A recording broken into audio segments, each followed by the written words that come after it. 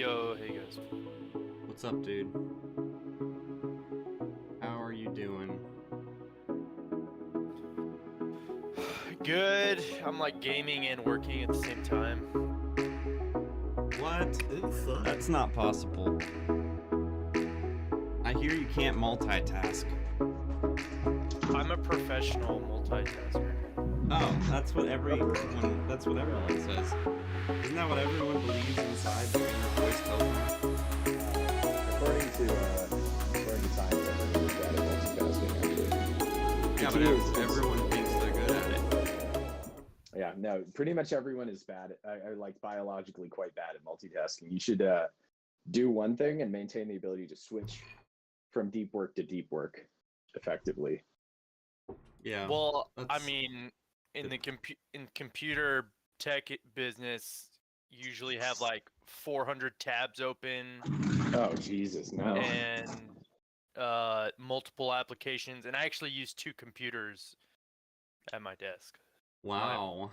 My Oracle one and my Yeatum one. So. Oh, wow. Are you sharing your camera too? No, I'm not. I need to go to the bathroom real quick. One second. Don't turn the camera on. Funny story. One time there was this huge Oracle Zoom meeting about some training, and this Indian guy like joined the Zoom with his camera on while he was like taking a like shit or something, so everyone just saw his meat in the middle. No, wait, you were there? Yeah, it was like 300 like cloud engineers. Dude, that's this Indian guy just accidentally on camera with his meat just right. No way. Dude, I already need to go clip that. Like, I'm gonna stream this to Twitch because we've been doing really well with capturing content, and Ubani's been helping us get it back out there. So, the pipeline is there. We just need to get good clips. So, whatever we talk about, we'll just make a little note of it or highlight it, and we go back through. But Garrett does this every... Well, let me just intro it. Let me intro it for people. You give me a second. I know you're excited. We get excited about this. I won't turn my camera on because it'll break Garrett's computer.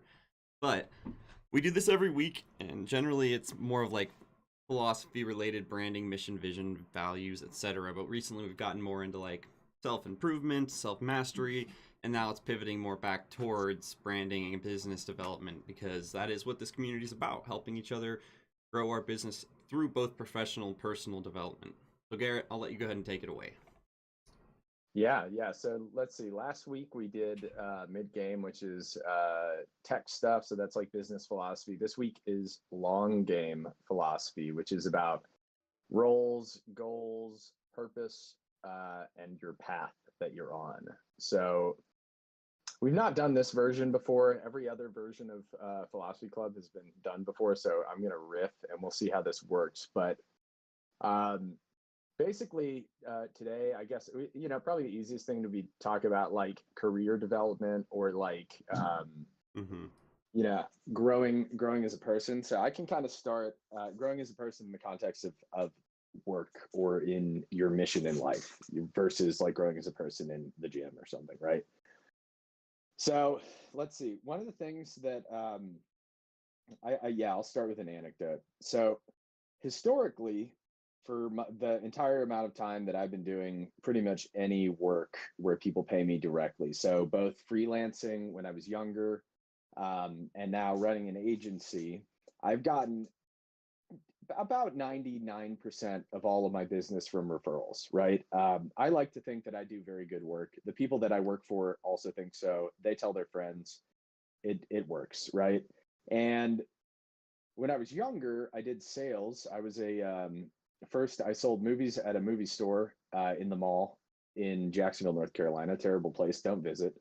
And then afterwards, I met one of the guys that he was the manager of the hair straightener kiosk, which was right outside the store in the kind of the open area of the mall. And I started selling hair straighteners with Israelis. It was awesome. Very weird times in my life. So anyway, I started doing that. I wasn't very good to begin with, but I was really trying, I'm actually super introverted by nature. So it was like a get out of comfort zone thing. I was working 3 jobs at that point too. And, I didn't have very much money to eat. So you're very motivated to sell when you need to make money to eat. And so eventually I was like, I need to get out of my my small town. I was going to go to college, and I made a deal, which was if I get into college, I'm never going to do sales again. And so that's how I ended up getting into marketing, because I went to school for marketing for a year and a half and I hated it. And so ever since then, I've managed to run a business without ever doing any sales. I just say, hey, this is what I do. Do you want it? Cool. People want it. It works. But I'm running into this place now that a huge amount of my time is going to running a startup as well as running a business, and that's very different kind of stuff. So I don't have a ton of clients coming in, right? And it comes in waves. So like this time last year, this is like month 3 of me running the agency. Everything's great. I have tons of clients. I'm busy all day. It was fantastic, right? But I started working at Idea Market, and I became their chief of staff. So I wasn't or I wasn't doing agency stuff as much. Idea Market ended for us in March, and I started working on the app. And so I have not caught back up to the amount of work that I had back then, and I don't really know how to do that, right? So the thing that I'm realizing, and I'm also realizing this with one of my consulting clients, Leaders Atlas, I understand the big picture side of business. I'm really good at communicating complicated things in a simple way. I know how to like take somebody's all this philosophy stuff they have in their head and bring it out of them and make it make sense. What I don't know how to do, and what I'm not good at all, is whatever the other half of business is. So if you could imagine, like, you would have like IDEO or Deloitte or somebody who's doing consulting, and they don't have to do sales because they're huge already. They probably still do sales, but they could run off of their name for a very long time if they wanted to, right? But then you have these people that make these like kind of like startup agencies that just do tons of sales. They're very aggressive, and they run like that, and they don't have a meaningful brand. They don't have like all this kind of like high-minded philosophy stuff involved. I don't know how to do that side of things, right? Like all the brand that I do is like, if we had money, we'd be Apple is the way that I look at it, but you have to figure out how to get money too, right? So I guess the point of this is what I'm trying to work on and what I'm trying to learn is like, how do you communicate the value of stuff to people that don't already know you, right? Because if people come in and they're like, oh yeah, I worked with Garrett, he's great, I could probably just say whatever I wanted and still end up with clients. But then it's like, cool, we have a basis where you understand that I do stuff with philosophy. You understand I'm going to explain this stuff for you, or I'm going to make you a kick-ass brand or a kick-ass website, right? But I'm trying to figure out, how do I communicate this value to people that don't know anything about me, and basically like cold marketing. Rather, it's not exactly sales, because I'm not going to be doing like cold emails and hitting people up, but how do I make websites that convert rather than are just gorgeous? How do I make copy that converts at all? Which personally, I don't know anyone that does that. I know people that are copywriters, but I don't know anyone whose copy converts. I also don't know a great deal of like salespeople in this industry. I know salespeople that do like sales for a company where they have a script and they're just good salespeople, but I don't know people that are like killer at doing outreach or writing landing pages and funnels and stuff like that. So this is less about the topic for today, but more of how I kind of want to structure this. Like, this is a big area for me. I feel like if I learn how to do this is the missing piece that I'm finally going to be a ridiculous eccentric billionaire. But but yeah, so that's kind of what I'm trying to figure out currently. I'm curious to see where other people are at, like in their career, in your mission. What are you struggling with? What are you trying to develop? That's a good question. Very open-ended too. Anybody have something that they're working on specifically? I can go, because I think I'm in a similar, at least with Yeetum, I'm in a similar situation where I'm building out that kind of sales pipeline, outbound sales, lead generation, demand generation systems. And Bain is actually helping me with that. But as well as that is a lot of product development type work and community work, and just general information sharing. But Yeah, I have no experience in that either. I'm kind of more of a functional scientist, kind of more math analytical thinker than I am, how do you kind of have the art and science of copy that converts easily, kind of like how you're saying. But I think the bottom line is usually, and especially when you're getting more into 4, 5, 6, and even 7-figure deals where you're asking for more, depending on whether it's a SMB, mid-market, or even larger organizations, it's really relational, um, in the sense of trust having to be established to even spend that type of money. Like with to convert on a low ticket, I think is a lot easier through those automated mechanisms, but to try to get like 1,000 consulting deals off of, purely like cold leads and just purely like cold development, I think that's a lot harder than, I guess, Garrett. Sounds like you primarily got business just through network effect and word of mouth and sort of like a trusted network of people you've already established credibility and reputation with.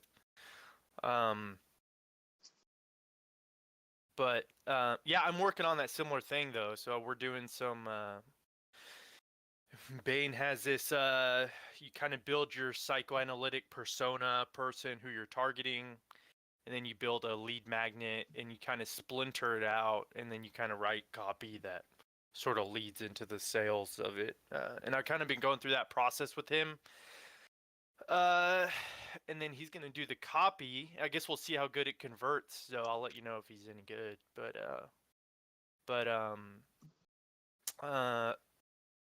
But on that specific front, that's where I've been. And at least on general career-wise, I've been building my business for about 2 years now, a little over 2 years. I'm a senior engineer, cloud engineer with my corporate job, so that makes it easier to help subsidize and keep that financial security at play. But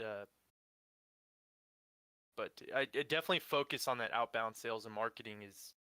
It's a lot harder than it sounds, and then also the KPIs that it's effective is even harder. That actually generating the revenue.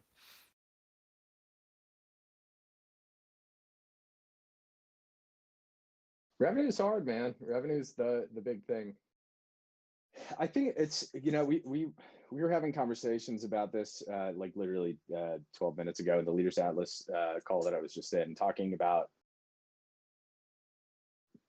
it's rare that you get people that are good at both sides of the street. Like a lot of the time, they had this, one of the companies they referenced that does something similar to what they do is called Ivy. And apparently, so Ivy, it's ivy.com if you want to look. They do,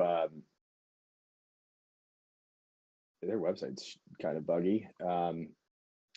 That's great. I don't know, they do this kind of service where you can hear from people that are successful entrepreneurs and do courses and stuff. What Leaders Atlas, the company I'm consulting with, does is they come in, they use your team to build up content to train your people. They improve rapport for distributed teams, and they give leaders a bunch of data from their team so they can make better informed decisions. And Ivy does something like that, but minus your team. So it's more like a bunch of speakers that you can learn from. And they just said it's kind of scammy the way it works. But it's interesting because you have these companies that are effective and kind of scammy, and you have these companies that are awesome and they're not as effective in making the sales and stuff. And I really struggle with this, because I always feel like a lot of the times the sales things that work, and this was especially the case when I worked on the kiosk, are just disgusting. Like, not things I personally would want to engage in. So I'm not sure how to find the happy medium there where you're doing stuff that works, but you're also not being like a con artist or super aggressive or stuff like that, and that's all. How do we get to revenue? And really, I guess one of the questions I want to ask in my career is it possible to do business in a really ethical way? Because I know people that do it. I know a lot of businesses don't give the impression that they do that. But as someone starting out, it seems like very hard to get running like that, or to figure out how to make it work without compromising your ethics and your values, which is very important to me. Mm-hmm. So if for people who perhaps aren't familiar with sales operations, so I joined my corporate job in the sales, and I kind of went straight into, like, my job was, hey, there's this $5 million contract. Why aren't they using any of it? And kind of investigating into the genesis of deals and how these enterprise business relationships, they're basically able to, like, financially engineer a lot of this revenue. And one, improve it, one, understand it, one, kind of understand the skeletons in the closet about those shady practices, and then two, it's really how you go from one, just sales to sale, like, sell water to, I joke, you want to sell water to a fish, but it's like, uh, you know, people who are trained just to sell at all costs versus sell when value and is realized, and you can actually have a long-term customer versus just getting a transaction done. I don't know exactly the balance of that, but I would say what matters is the value and being realized by specifically filling a need. So, like, when you sell people something they need, like, you just connect them with things they need, it's less, you don't feel that ethical issue with sales when it versus, hey, I'm gonna sell roofs to even people who have brand new roofs, or something like that, right?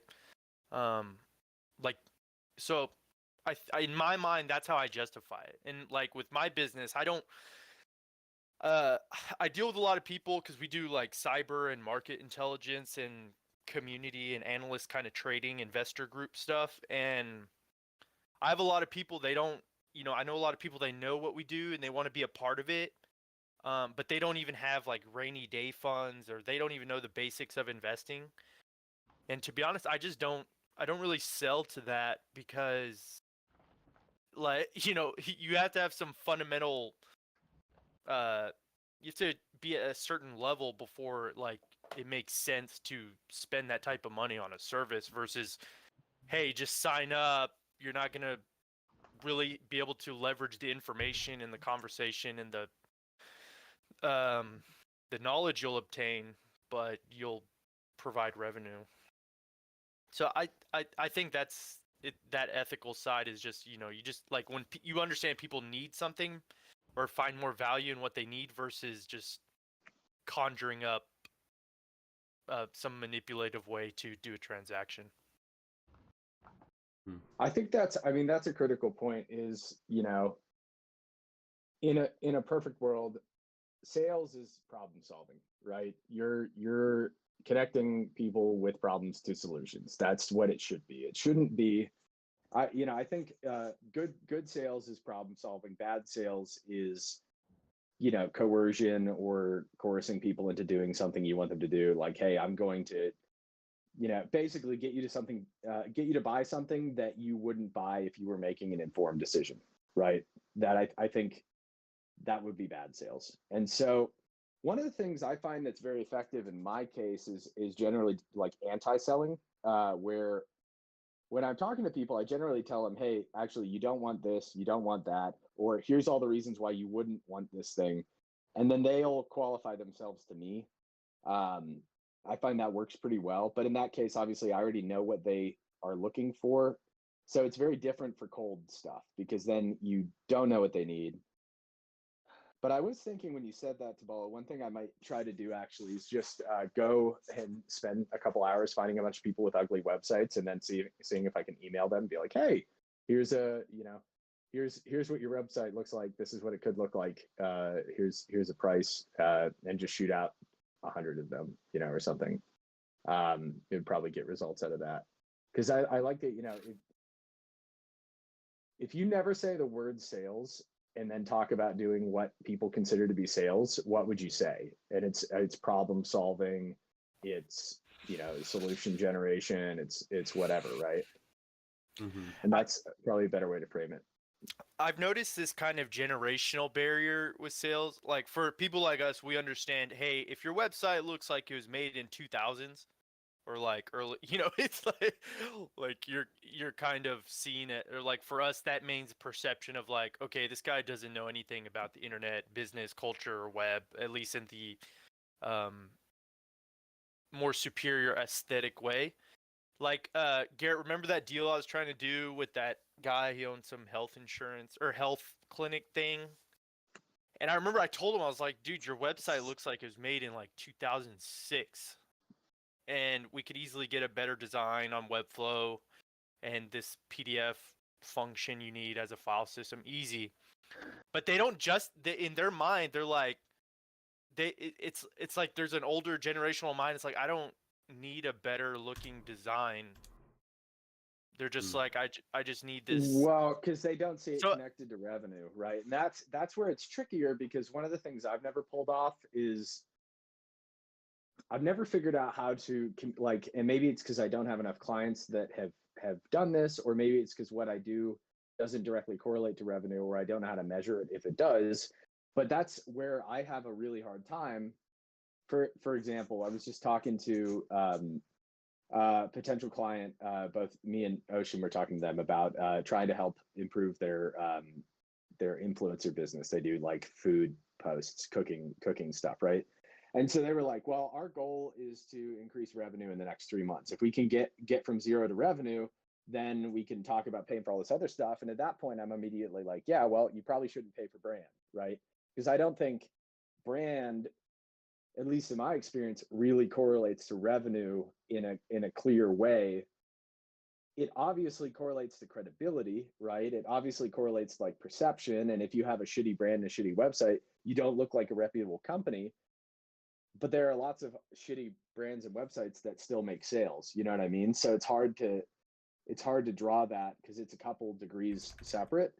I don't know how to communicate that really, and I don't know how to figure out how to communicate that either. Because generally, if someone says I want a website, they want a website, I give them a website. If somebody says I want to increase sales, well, maybe that's a website problem, maybe that's a you problem, right? Like that could be any number of things, and it's not obvious that that's like a brand or a website thing. It's philosophy. I think in the long run, philosophy helps you make more sales, because if you look at, we've looked at tons of companies and it seems to be true, but I wouldn't feel comfortable telling someone like, hey, I have 3 months to make revenue, you should pay me for philosophy, right? Like, I don't think it works like that. So I don't know. You know what I mean? And that's a valid question, though. I mean, to present people with an idea, here's how you can go reinvest in your company. It may not make sense right off the bat, but if you're failing because your business philosophy is off, I feel like it would make complete sense to like revisit that. Otherwise, you can just keep throwing money at it. It's a lot more complicated than that, because of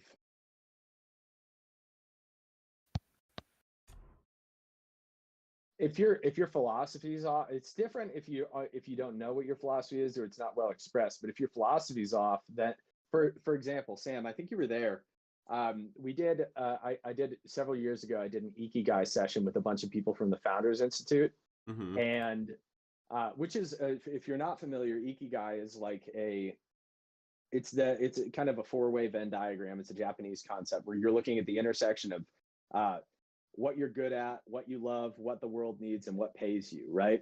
And so we're going through and we do this. So there's like 10 people in the session or whatever. And everyone's like, oh yeah, wow, this is really insightful. I found out this, I found out that. We get to the last guy. I'm like, hey, do you want to go? He's like, no. I was like, why not? He's like, I don't think I'm supposed to be here. Like, I don't think I'm supposed to be a founder, because he found out when he did that actually he's doing the wrong thing with his life. And so that would be like, if your philosophy's off, philosophy is more useful on the front end. If you're like, for example, if you're drunk driving a car off a bridge, me having a philosophical conversation about the merits of driving drunk is probably not going to help you stop your car from crashing. However, if you had a philosophy conversation with someone at the bar about the merits of drunk driving, you probably wouldn't drunk drive, right? And so there's like a time and place, and I tend to think it's on the front end, which makes it really hard to sell. Tuesday, 21 days from today. Oh, I think that's some announcement on her end. Are you? Yeah. Okay. So yeah, I don't. It's tricky because I really do think if you're sitting down to start something, or you're in early stages, or you need to pivot, right? That would be the inflection points where philosophy is really important. But if you're like halfway through a sales cycle and you're like testing out this new stuff, that's probably not the time to do it, right? If you're in the middle of doing something, it's like you kind of have to just commit to what you have, you know? So it is kind of philosophy is like inflectional. It's something you should do at major stages. So it's like, okay, we're going to go try something out for the next 3 months. That would be when you have that conversation. You wouldn't try it in the middle of month 3 or month 2, right? And if you're down 3 months, you tried the thing, then you have a conversation. You say, how did this work? Let's revisit. Are we living up to our values? Are we doing all this stuff? No, we're not. Okay, cool. But again, I don't know. I have very little aspirations of like actually selling philosophy. It's more along, I guess more of my thing is like, you know, how do I actually go about finding clients? Because the difference in difficulty between warm intros and cold is so substantial. Like warm intros, it's like, oh, they're here because they already need this thing, but I can't rely on the inflow of warm intros because it's totally random, you know. And maybe 10 years from now, if I keep doing this, then I'll have so many warm intros I never have to like talk to people again. They just come to me. But right now, that's not the case. For example, my website doesn't convert at all, which, you know, it wasn't designed to convert. It's designed to be gorgeous and it's a portfolio, right? But that's a whole different skill set of making websites that convert that I've never done and I don't know how to do. And that kind of ties into the same thing is historically, I just do good work. People see it, they pay me for it. You know what I mean? So like I'm trying really hard because the alternative is going to try and get a normal job while I'm working on Gravity, and that seems really detestable to me. So I got to figure out how to make the ship stay afloat, and that means getting out of my comfort zone and learning some new stuff. Learning new stuff is always great, though. I mean, that's a big part of this is learning from the community. So I think bringing Gravity into the community, maybe pitching it at one of the Triba councils, showing it off and getting feedback from people like influencers and community leaders. That's less of what I'm going for right now. Like Gravity's going to go on its own timetable.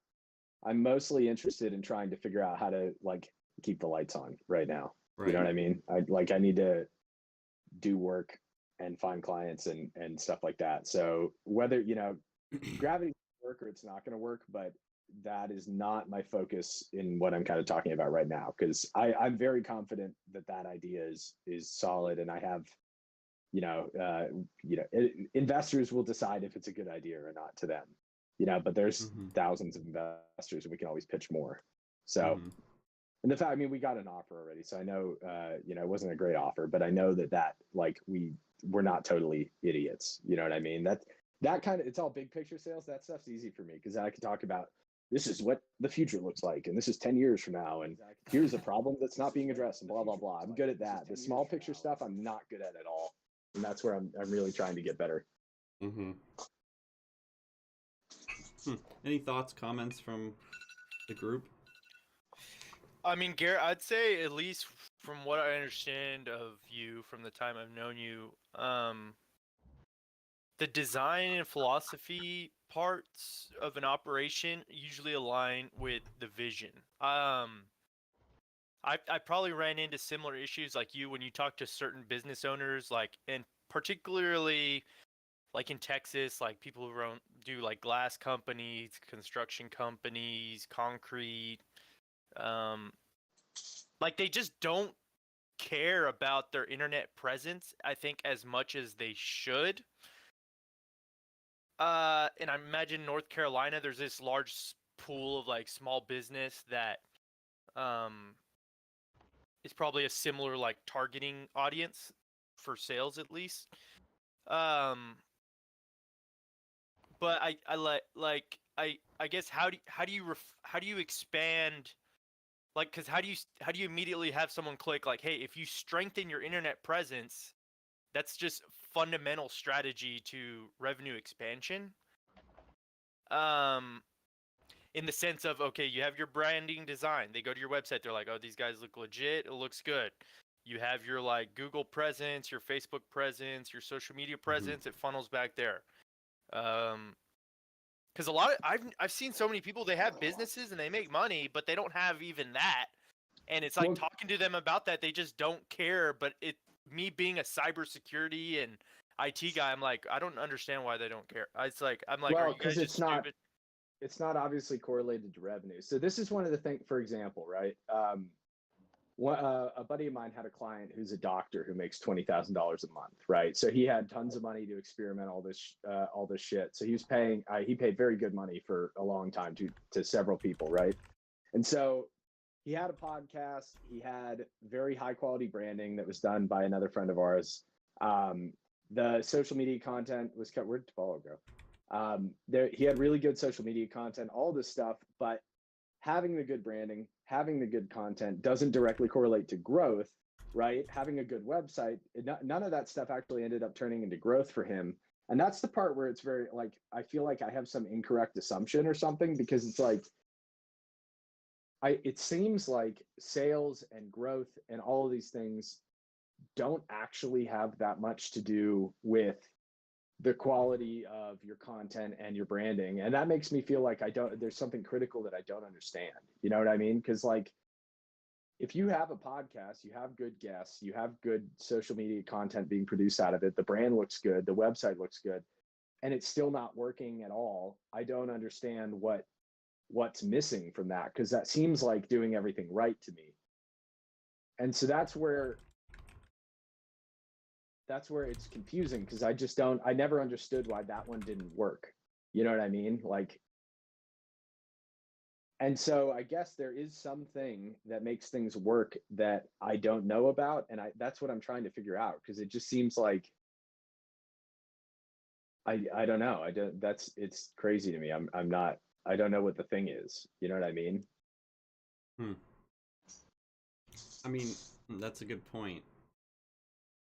But I think together we can figure it out. And I think so for example, like we're close to it, right? I feel like we're close now. The way that I look at it is like there are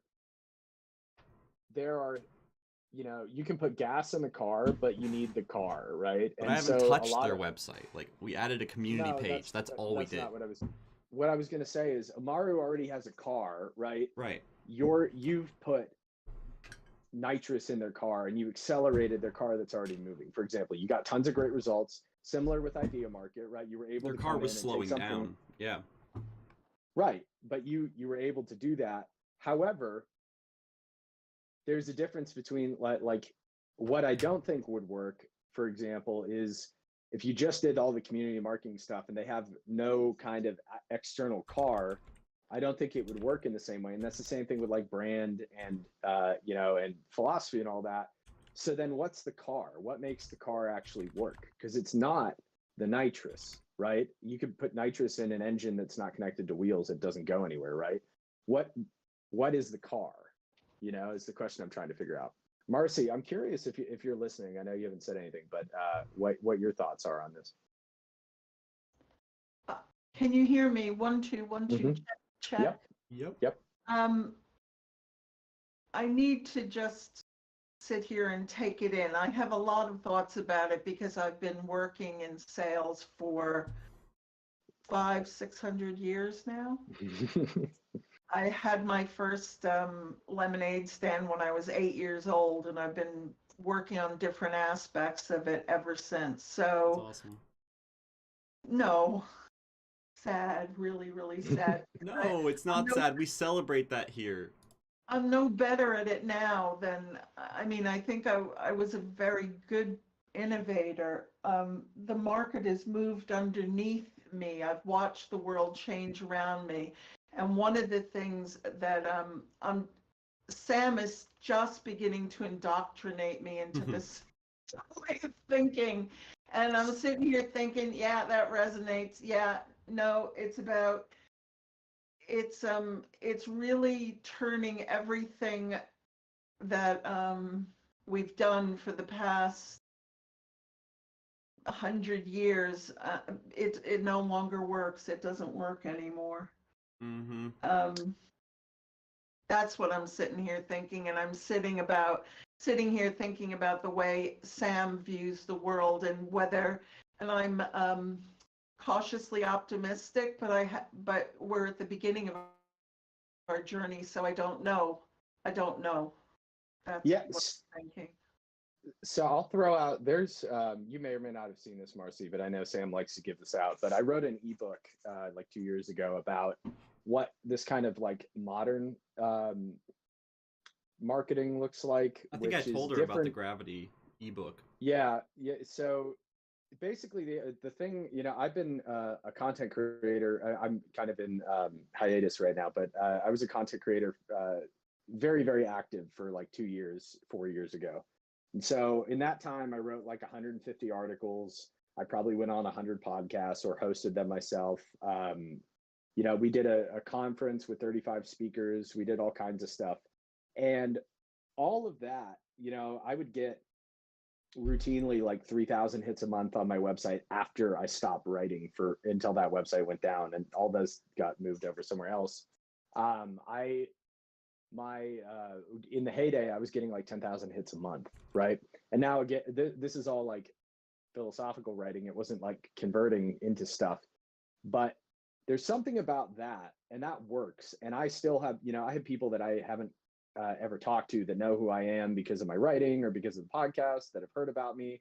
I just went on a podcast with a guy last week who's like a serious he's had Ron Paul on his podcast. He's a serious podcaster, right? And like the VCs and a lot of people like that. And so I understand that method of doing stuff really well. Like if you're going to write content, you should write content like it's not going to convert. You should do it because you like doing it. You should do it for a long time. It will get you results, but it won't do it in the first year. If you're going to have a podcast, it's the same thing. You should get to 100 episodes and then evaluate if it's working or not, which is like at least a year's worth of work, if not two. But there's a buddy of mine who has the most like abstract possible podcast. I don't think he does it anymore. Let me see. Who has he's got well over 100 episodes, and he got serious people on there. He got like John McAfee before he died, who's if the creator of McAfee Security. Well, let's hope he had him before he died. It's another kind of podcast if he hadn't died. Yeah, but he got a lot of very serious people. He had some people that have been on Joe Rogan. But what about his audience? What's that? What about his audience? I don't know how to get those metrics, to be honest. So I'm going to see if I can find that. It's hard to get metrics on podcast episodes. But at any rate, so that's the thing is on it. He has the weirdest podcast ever. He's a very good host, but it's a very weird, eclectic show. It's not something that's eminently marketable, and it still kind of works. You know what I mean? People like that. They like authenticity in that. So I know how to do all this stuff, and this is something that I'm fluent in. It's easy, and I get it. What I don't know how to do is the other stuff, and that's the stuff you're mentioning doesn't really work anymore. And it's like, well, what do you do then? What do you do when you don't have the patience, or you don't have the time, like you don't have the ability to wait for the long-term stuff to pay off? What do you do in the meantime? That's the puzzle. It's like I'm working. I have a number of businesses, and I'm working with a telesales person, and we're trying different techniques, and we're trying multi-channel. So doing an outreach through LinkedIn and email and telephone, because just telephone on its own is not working. But you can only change one variable at a time, because if you change more than one variable, then you can't look at the results with any accuracy. So I don't know. I don't have an answer for you, I'm afraid. Yeah, that's where I'm at. And it's like, part of the thing, I think there's probably something to be said for cold outreach, but that's another thing I have no experience in, and that I guess I would have to start experimenting with that, but I don't even know how you start. Yeah, it's very troublesome. But I feel like that's the thing. I feel like if I figured this out, or I knew someone that had figured this out, that's the critical missing piece. Is it's just so weird, and it seems like something that everyone's struggling with, and maybe it's not like a personal problem that people need to solve. It's like there's a problem with the market where it's difficult, but that sounds like a defeatist attitude, and I don't really care for that. So I don't know, you know what I mean? Like, this is a very troublesome stuff. May I ask what your product is, and forgive me for not knowing? No, that's fine. So I sell basically 4 things, which is web design, brand design, pitch deck design, and business philosophy. And business philosophy is consulting for me, but it's it's a little bit more bespoke than probably a lot of normal consulting is. And I usually sell either brand or web as a way to get to pitch. Pitch is newer for me, so I don't have this clear stuff. But normally I sell websites to people, and then, hey, guess what? You need a brand too. This is the best time to do it. We'll rebrand your website. And if we're getting into brand stuff, hey, we're going to rebrand you. You may as well go through your philosophy. That's how we're going to figure out what your brand is. So it's kind of easy to work up from that. And then sometimes people who want a website don't need a brand. They already have one, so that we don't really go up the chain. If they need a brand, but that's all they need, then sometimes we don't do philosophy, but it's rare. Generally, if they need a brand, we're going to do some amount of philosophy. But I have one client who has bought philosophy it's alone because they heard from someone else who had bought it, and they're my ongoing consulting client now because they loved it so much, And so it's like I've never had any unsatisfied clients ever. All of my clients were extremely, extremely happy.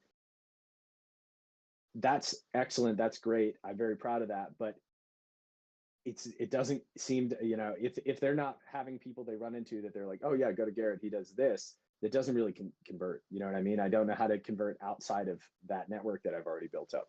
What vertical were your success stories in? All over the place. So I've done some stuff in crypto more recently, just because that industry is expanding, and they need brand, they need websites. So I've done a pitch in crypto. I've done a brand in crypto, and probably a website with them at some point. I've done a brand and a website in crypto. I've worked for an international oil and drilling company. I did their website. I worked for a golf course architecture firm. I did their website and a very slight rebrand. I've done an insurance and financial planning guy. I've done, trying to think what else. Some a crypto marketplace. I did. I was their chief of staff. I did their the website and brand and a whole lot of stuff with them. I've worked with a guy who makes hourglasses that tell you when you're gonna die. I've done a lot of weird stuff. So no clear vertical. But you say that, but of the 8 data points that you recited to me, 4 of them were crypto. Now there's a problem in that the market is in a depressed state right now. However, do you have and I know this sounds very basic, and forgive me if you have this already, but one of the strongest things to offer is some kind of testimonial. People are really sheep, and they love it if they can look at something and go, oh, he's done it before. Oh, they've been a success. Oh, that feels comforting. Mm-hmm. Yeah, I think,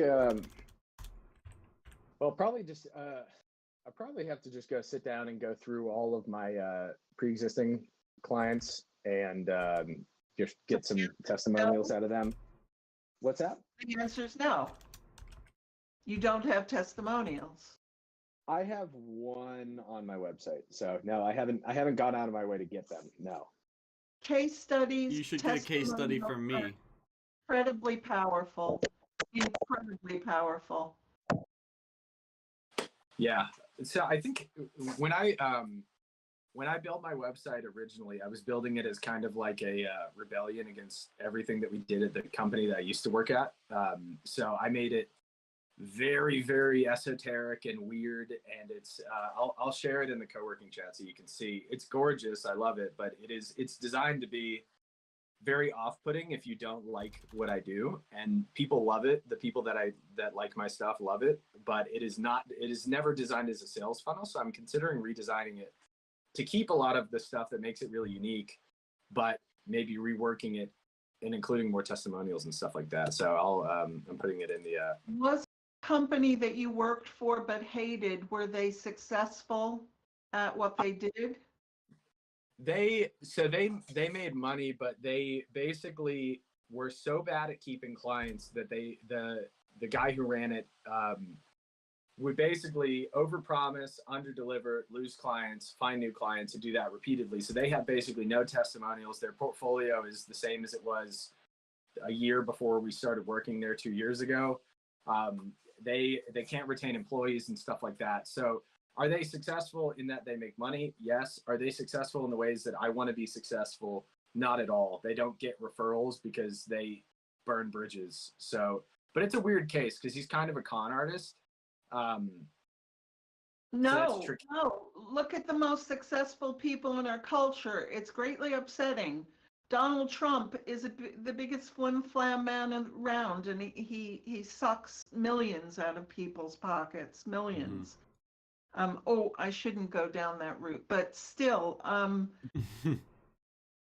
cost of customer acquisition is extremely expensive. So I would put forth to you that while they may be successful in the short term, it is long term not a sustainable model. And certainly the condition of your stomach matters more than absolutely anything. And if you have a heart, and don't want to run a business that way, you shouldn't have to run a business that way. But you said something really interesting about crypto, and I don't know. I mean, if I were you, I would explore that because you already have 4 clients in that market, and that's not something to sneeze at. That's quite good, I think. Yeah, maybe I'll redesign it. So what I'm thinking about doing is basically I'll go redo the website around, less of a, hey, this is what we do kind of thing, and hey, you need this, we can help. Because I've read recently, because I've been doing some research on copywriting, that the main mistake that people make is they say, I do this. You should say, you need blank, right? And just replace all the I's with U's and change it in that kind of context. So I'm thinking I'm going to do that. I care much more about what you can do for my business than what you think about yourself. Right. And that's the classic mistake, because people don't, it's a lot harder to think about other people than it is to think about yourself, historically speaking, for most people. So, so that's something I want to incorporate. And I do want to, I'm curious as to whether I should make a bunch of ABC tests of the homepage and say, hey, we do websites and brand for crypto, or I do a single homepage that says we do crypto, blah, blah, blah, and blah, blah, blah, because I think it might be useful to have a crypto landing page out there that's like specifically for that. I clipped the blah, blah, blah, blah, blah, blah. Well, you know what I mean? It would be like crypto and small to mid-sized businesses and enterprise solutions. I like blah, blah, blah, the blah, blah, blah, personally. But you understand what I'm getting at, right? Yes. How are you going to capture those people at the point where they are in their project, they haven't created their website yet, they are considering it? That is quite an interesting problem, because there are so many moving parts you have to be concerned about. But think about this. How would you identify people who are formulating their project, they haven't made their website design yet? And maybe there's going to be more than one, because I have to tell you, being involved in that industry, you start with one thing before you can afford it. then you go out and get your money, and then you redo your website. Yeah, So- that's something I really struggle with, and this is something we struggled with at the last company as well, because it's basically like I'm a startup guy. I've been in the startup space for basically my whole career, and that's what I know best.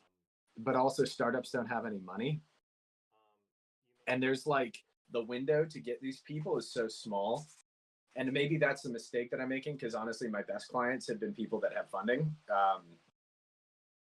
So then it's like, how do you? There's already a lot of good talent in the crypto space for design, as far as I've seen. Like some of the crypto web, I would say I've seen consistently the best design websites in the last year or two have been crypto websites or VCs who are billionaires, right? Or multi-billionaires. Because there's already that people understand in that industry that you do need to invest in design, and there's a lot of ROI making it look legit. Because if you've ever seen a poorly designed crypto website, it automatically looks like a shitcoin or a scam, right? Mhm. So Yep. I don't know. That's something to ponder, I think. No, that is a very good point. I learned something quite, which I found interesting and useful, and I'll just throw it out there in case it's a tool that people don't know about. You can go to a group on LinkedIn that you are a member of. You need to be a member of the group, but you can do an outreach to people in that group who are not your first level contact. Mm-hmm. So one of the things we've been doing in my team is using this bot tool to find groups that are interested in potentially interested in our particular thing, and reaching out to them with a pithy 2-sentence statement, not buy this from me, but I use one that is very much my personality, and my business partner uses one. He's quite stodgy. So he uses one that's very much his personality, and we both get really, really good rates of return on those outreaches. And then you've started a conversation. You've used this tool to start a conversation that you have to carry on yourself, structuring it for the specific. You see what people come back to you and say, and then you can really start engaging them in a conversation. I just found this quite a useful tool. Maybe you would find it useful. Yeah, that's definitely very interesting. I do not use LinkedIn well, in my opinion. Like I'm on there, and I connect to people all the time, and I'll reach out to people, like send invites to people I've never met, and I have a pretty good return on that. But I don't know, I've not managed to do anything with it. It's mostly because I haven't tried, but I also don't really know where to start. So that's definitely helpful. I'm trying to think where I found, because it took me 20 years to find a web designer I could work with, and I didn't find him through LinkedIn. Yeah. Got to think about that. Well, I hope that's useful. That's all. Yeah, definitely. I gotta sit down this afternoon and just I'm gonna start reimagining my website in this context. I think do that, and then I'm gonna probably have to write some cold email templates and figure out how to even go about that, because I've never even tried. So this is all new stuff.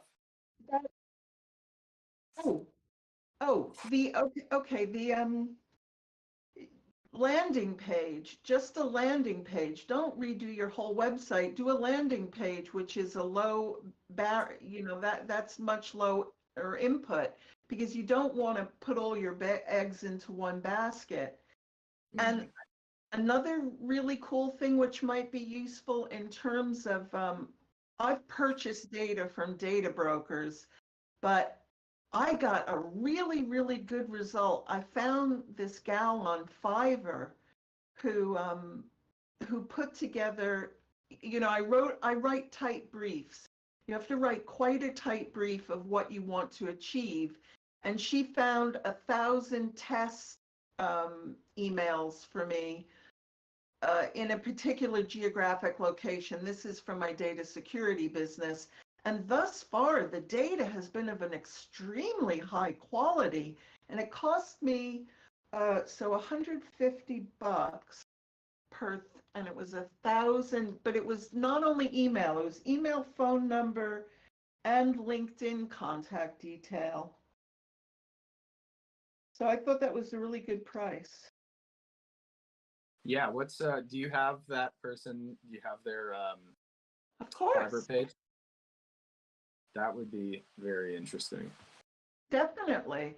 And she will, as I say, the way that I've learned to make Fiverr really work for you is you got to write a super tight brief. If people know what you expect, I found, and you're careful about who you select to do business with, I've had really, really good results.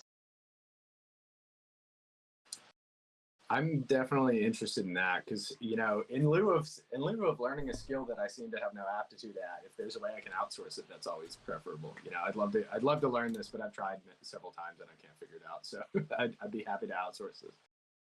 Oh, great place to get telesales outsourcing. Is that what you're talking about? Do you want to try telesales, or is that too old school? I'm open to anything at this point. You know, if it works, it works. I'm not that picky. You know. Okay, this is someone who reached out. I have purchased through LinkedIn. If the right people hit me at the right time, and I do my due diligence, and they seem like a good resource, I have purchased through LinkedIn. So these guys reached out to me. They're called something like Plug and Play or something like that. And they're in the Philippines, which the accent is very neutral. There's a high level of education, and it's cheap as chips, man. It's super reasonably priced. You want to know their details too? Yeah, please. I'll take anything you got. I'm interested in trying to figure it out. I'll go on. I'll find them right now.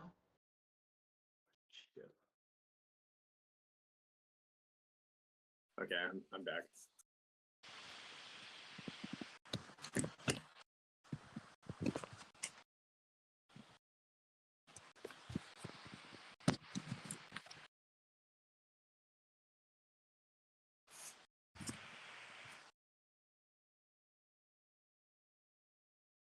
You know, I heard somebody say one time, this is something that really stuck with me, and there's a whole report that they did on this, but that the difference between entrepreneurs and highly paid employees is that a person who becomes a highly paid employee is someone whose value proposition as a person is very easily understood. And for people who have a value proposition that's not easily understood, they either end up unemployed or as successful entrepreneurs because they have to then find a way to communicate their value proposition outside of the context of a normal business hierarchy. That's something I thought was really interesting. So like if I'm somebody with 3 degrees and I'm an engineer, then it's going to be very easy for me to get a job as an engineer in a company that needs to hire engineers with that skill set. But if you're like me or Sam, who have very strange generalist skill sets that aren't really standardized, you either end up having to, you work at a mid-level position somewhere, or you end up figuring out how to communicate that in a different way. And that's what makes people entrepreneurs, is that kind of disparity between perceived and actual value.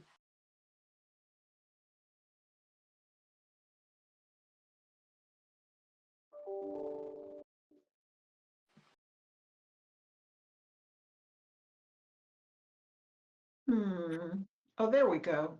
Plug work.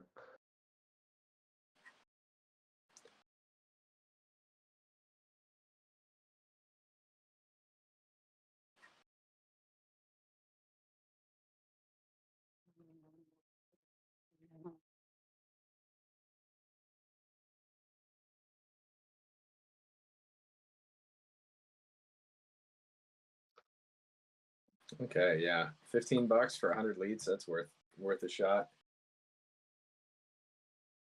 Not enough data points. You got to get 1,000 records. Yeah, well, I mean, what's your conversion rate on 1,000 leads? We just started 2 days ago, so I can't tell you yet. But all I can tell you is I tested the data and it was good quality data that, no bounces or very, very low bounce rate. That's all I can tell you at this point. Excellent.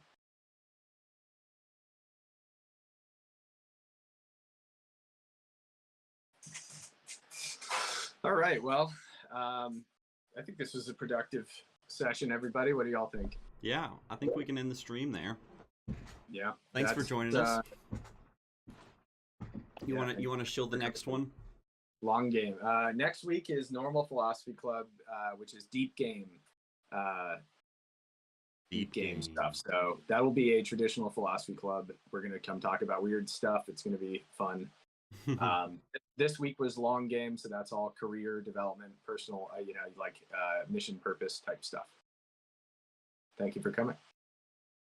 Awesome. Perfect. We'll catch you next week. Be sure to